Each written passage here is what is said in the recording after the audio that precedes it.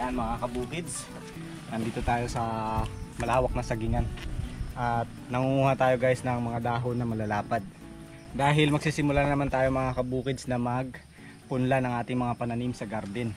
So kakailanganin natin ng punlaan, kaya ito sa araw na to meron tayong gagawing bago DIY na punlaan gamit yung mga dahon ng saging. Yan ang kailangan natin, medyo malapad kasi para ito, kasi mamaya tatanggalin natin ganyan para mahaba ba yung ano niya, yung hibla. So yun, mangunguha lang tayo. Maganda yan, no? Pagandahan, sarapan gawin, malaki.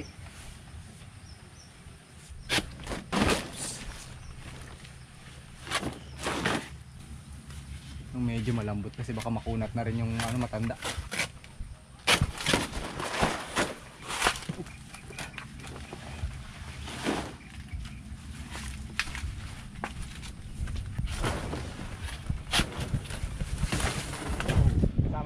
Guys, si Ulag, ang ating mga ibang kasama, si Jinky at si Mama B nandoon sa kuko.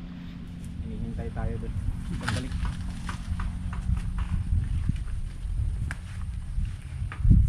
Ito mababa oh. Pati bunga. Yan, pwede ito. Ito maganda oh. Iniiwasan ko yung punit. Pupunitin din pala mamaya. Okay lang din pala mapunit. Marami tayo kasing gagawin kaya kailangan din natin ng maraming dahon. Okay. Ilan na yan, Lag? Ilan na ba? Ito na nabilang.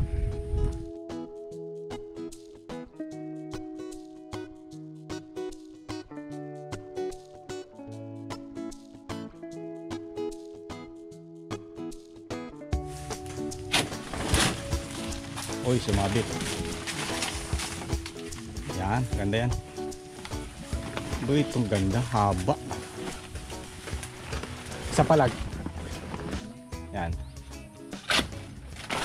Yung. Oh! Yung ano, baka malimutan natin. Yung pangkawit. Okay na yan? Balik na lang tayo kapag nabitin.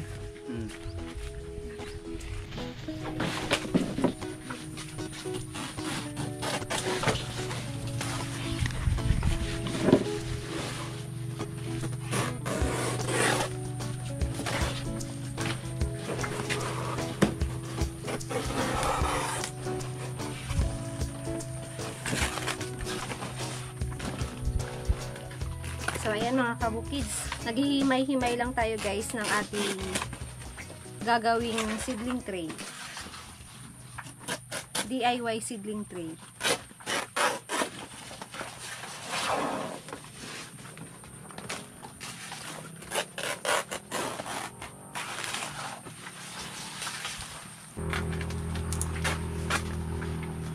Maganda na itong nakuha nyo lalapad. Oo, kaso nga lang medyo magulang na yung iba na. Pero pwede naman. Naghanap nga kami ng bunga eh. Wala. Meron doon konti. Puso ng saging. Meron doon, pero hindi pa lumalabas. Makamauna lumabas si auntie lang eh. Ay, hoy! Ba't mo kinukuha yan? Dahon lang ang hinihingi nyo, pati puso ng saging, ginawa nyo. Ano pa? Yung saging, yung puso doon, hindi pa lumalabas yung bunga. Salo po, nakalo pa. Nasa sinapupunan pa. Hindi pa naduduwal. Hindi pa daw naduduwal. Bakit? Sa bibig ba yun ano lang? Baka hindi pa naluluwal. Yun pala yun. Sarap gumawa ng suman ma oh. Ang lalapad ng dahon. Kaya nga sabi ko nga kanina, sarap ipang suman. Madali siya ibalot, no? Oo.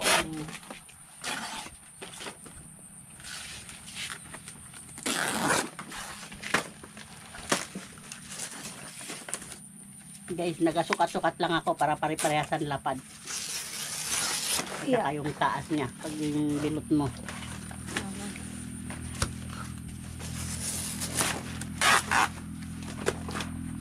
Okay. Ganitong strip mga kabukids ang kailangan natin. Ito ay para rin po doon sa mga kapwa natin backyard gardener. So hindi nyo na kailangan pong bumili ng punlaan, ng seedling tray. Pwede po kayong gumawa basta't meron kayong available na dahon ng saging. So gayahin nyo lang po yung aming gagawin. Dahil ito mamaya ibibilot ni Mama B. Ano mo daw ma? Pa-try mo daw para makita nila. Ito guys, ibibilot mo lang ng ganyan. Depende sa laki ng daliri mo. Kung yung maliit, 3. Pag yung malaki, 2 lang. O, yan. Ayun, para matanggal mo na kagad yung tanggalin mo na sa daliri mo. Nakaganyan na. Bago tutupi mo ng ganyan. Yan, bago itupi mo ng ganyan. Bago mo ito ipapasok doon sa loob. Okay, yan na. Para yan na mag-aipit sa kanya. Tipid, mga kabukids, tipid yan. Eco-friendly pa. Eco-friendly. Pwede pa natin isama to. Oo. Yung dahon kasi nabubulok naman yan eh. So yan. Pag maramihan din, pwede rin gawin. Basta't marami po kayong dahon ng saging na malalapad. Kasi kung maliit lang na dahon ng saging, halimbawa ganito. Yan, hindi na po siya makakaikot ng maayos. Kasi kailangan pa natin ng extra na pang-ipit, kumbaga. Yan po ang ating episode for today. Meron po tayong matututunan for today's video. Salamat din sa mga nagtuturo online dahil natutunan natin yung mga ganitong diskarte. Kumbaga modern na tayo ngayon, marami na tayong matututunan online. Yeah.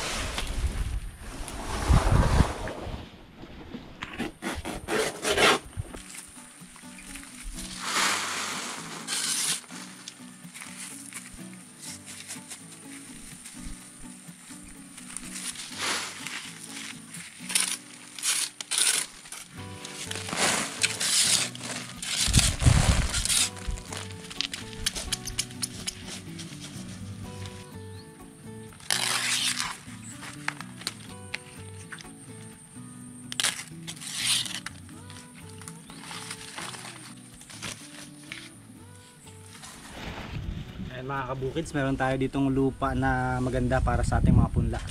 Yan, matatabang klase ng lupa at buwaghag. Yan yung kailangan natin.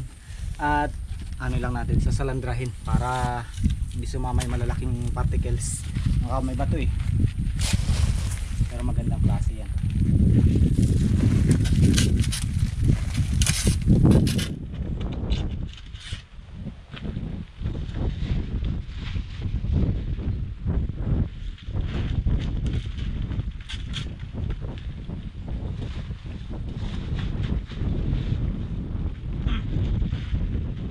Okay, hawak ka.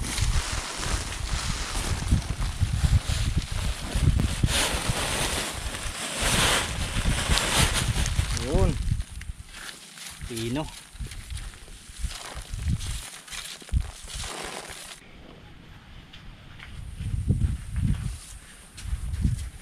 Nakarami na si Mama B.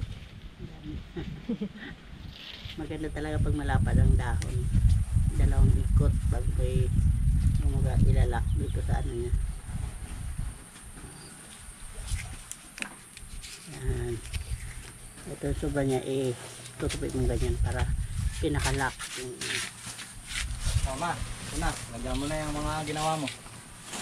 Marami to. Ikaw lang dyan. Madali lang naman siya gawin. Pero mas maganda kapag ginaganito natin, diretso kagad salok. Para hindi na bibitaw. Katulad niya. Ito na, mix mo na lang. Okay. Ayan. Ganyan ang kailangan natin mga kabukids. Butas lang siya sa ilalim. Tapos kasi mamaya lalagay natin doon sa may paglalagyan tayo, lupa rin. Ngayon kapag umugat siya, at ang advantage kasi nito guys, kasi kapag seedling tray, yung ugat masa-stuck dyan sa loob eh. So yung paglaki medyo bumabagal pag gano'n na. Lalo pag hindi na agad na i-transplant. Yan, ngayon lulusot siya, papasok dun sa lupa na pinagpapatungan. Hindi gaanong apektado yung pananim. So yun. Pag kukunin natin yan, buo siya. Ganyan. So ito na ang isa.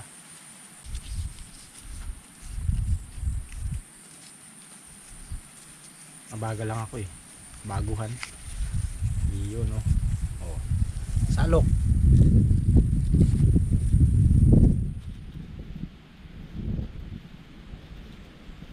Okay. Meron na tayo agad. Ganyan lang mga kabukids. Hanggang sa dumami ng dumami. Marami tayong gagawin ma. Kaya mo lang? Kaya mo? Sige, kaya na pala yung mabubi. Siya na lang lahat eh. Kaya mo na pala eh. Sige. Ano, dati ko na nagawa.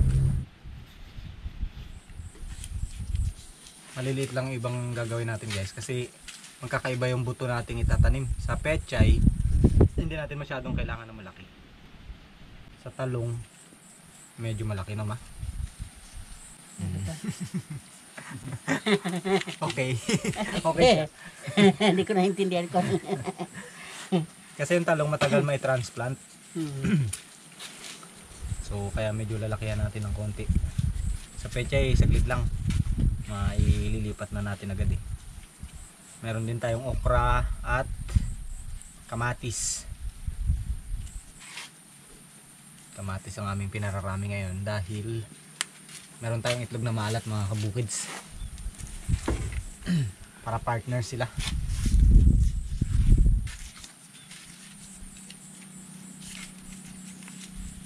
Paunahan tayo ma? Paunahan. Na mga. Si mama naka-ready na yung sa kanya oh. Karami ka na palang gawa eh. Ako nang wala pa. Bilis. Matibay siya. Yung ipit niya kasi nasa loob guys eh. So kahit ganyan-ganyan natin, hindi siya nakakalas. Demo tayo ng konti mga kabukids para masundan ng todo. Ayan o. Ikot lang natin na ganyan. Depende sa laki na gusto. Yan. Or tatlong daliri. Pwede rin. Ikot. Ikot ng ikot. Tapos, ito yung lock natin. Tupin natin ganyan. Ito, dito may ipit ng lupa eh. Yun. Tapos, ganyan na siya. Lalagyan natin ng lupa. Pwede rin dito sa likod. Oo. Diyan natin lalagyan ng buto ngayon. Meron na tayong taniman. Balak namin sa palay ganito rin eh. Ilang libong ganito ang magagawa natin. Pero madali lang. Pag napatubo mo yung palay dito, pag magtatanim kayo, hagis mo na lang ganyan. Partida may ugat na yun. Oo, diretso na yun. Walang ano yan. Dire-diretso yung paglaki nun. Ilan bang buto natin? Kasi yung ito talong eh. Ito yung talong. Hindi natin itatanim lahat kasi nga marami masyado. Baka hindi natin makasikaso. Meron siyang 300 seeds. 300 seeds. Oh, ilan? 150. Aroy, talong pa lang 150 na. Baka pwede discount pa. Marami. Tapos may okra tayo. Sa okra marami rin yun. Marami din. Sawa na naman to. Kamatis pa. Awe. Lako. Mabilis pa naman yung okra at lumaki. Ayan.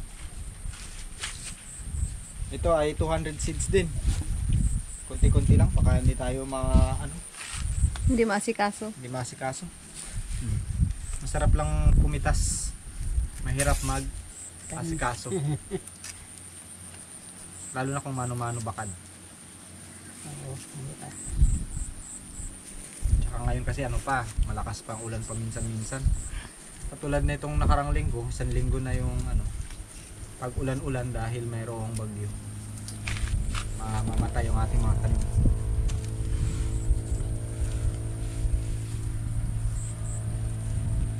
Sama-sama, kayang-kaya.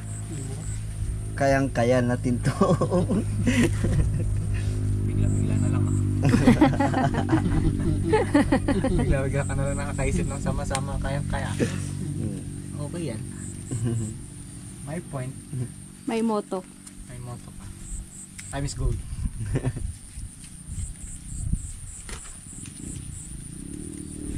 Pwede nilagyan sa likod ng lock. Yung sa loob na pinasok natin, pwede natin pabalik ulit. Yan, discover ni Mama B kanina. Para kahit ganyan-ganyan natin ang walang laman. Hindi tanggal agad. Diba? Matibay, pwede na ibenta to sa ano ah. Lazada. Kala ko ba na sa Landra? Bakit may bakal?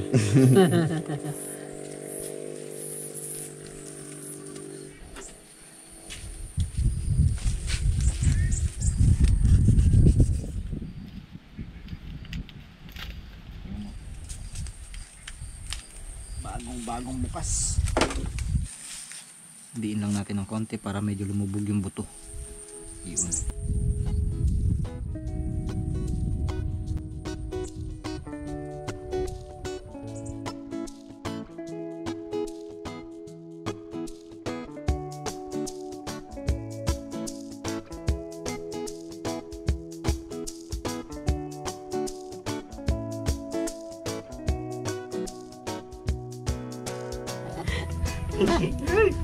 Bakit pa tataranta ako? Ay, din.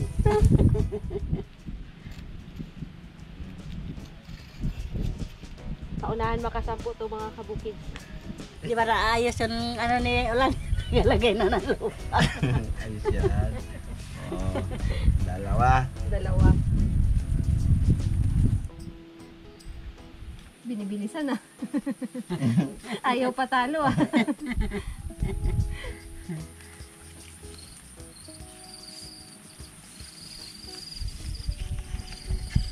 Palit.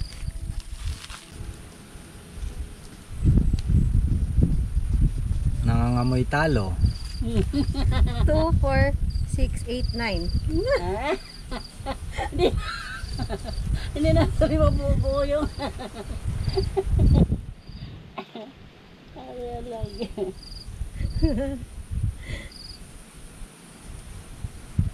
Wala na. Talo na. Talagang to. Gabi na.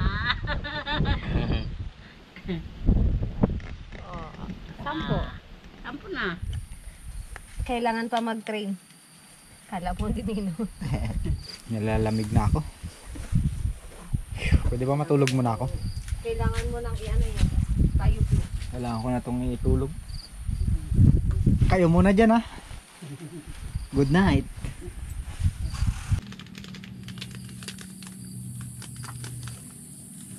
Ayan mga talong, mga kabukids. Marami na tayong nailagay. At nailagay na namin yung iba doon sa paglalagyan nila talaga. Tapos meron pa tayong iba.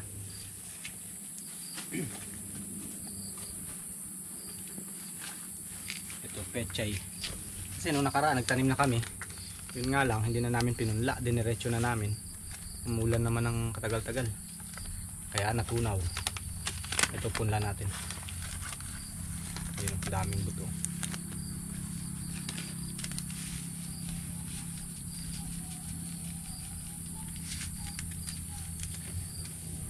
Tama, wala pa na.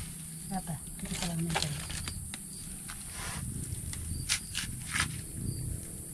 Sa akin nga, parang tatlong nalalagay ko eh. Baka kasi hindi tumubo. Ito isa-isa. Hindi ko alam kung isa nga.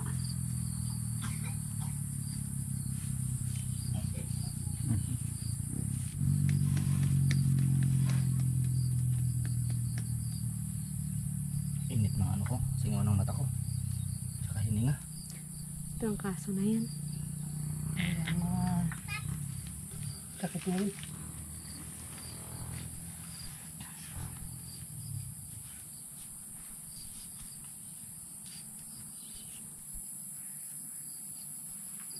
Nilalagyan ko ng konting agwat mga kabukids kasi talong yan. Nagkakaroon yan ng medyo malaking dahon para hindi sila magsiksikan. Ayan. Dahil tagulan, lagyan natin ng plastic. Papantabo natin na ganyan para hindi ma-anod ng ulan yung mga buto.